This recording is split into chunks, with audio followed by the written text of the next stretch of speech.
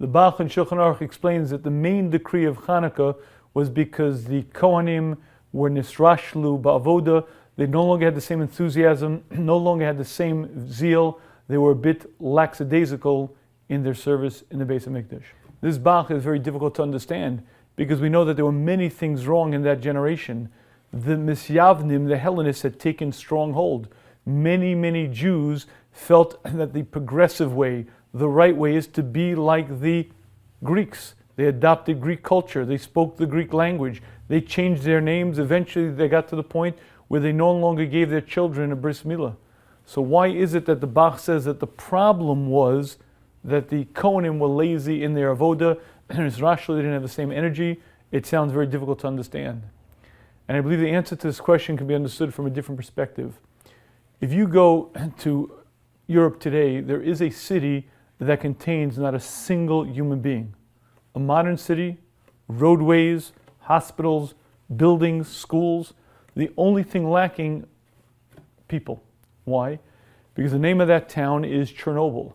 And in 1986, the greatest nuclear accident happened, and it had to be immediately evacuated.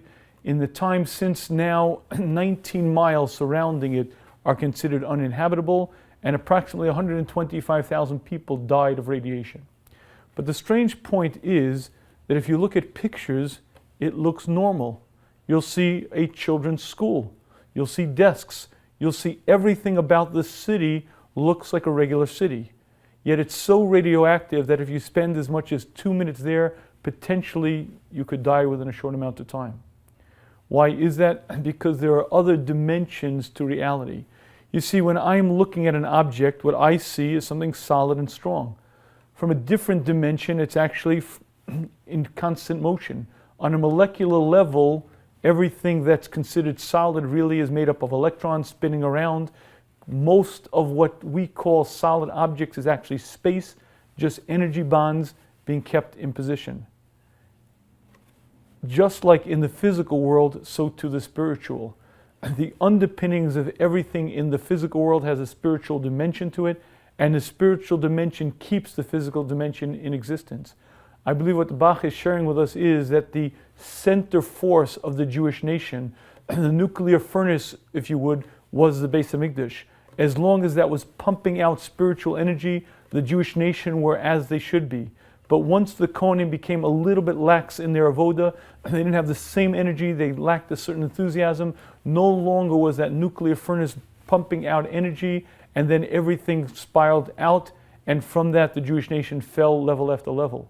And I believe this is a critical lesson for us, because in our day and age we no longer have the Beis HaMikdash. Spiritually, it's Hashem will be rebuilt, but in our time the Beis Knesset, the Beis Medrash, is the nuclear furnace.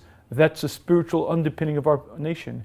While we have to do our jobs on many different levels, we have to make sure that our yeshivas, our bati midrashim, the nuclear furnaces of our nation remain solid, because only then can we as a nation continue to grow and hastily usher in Mashiach.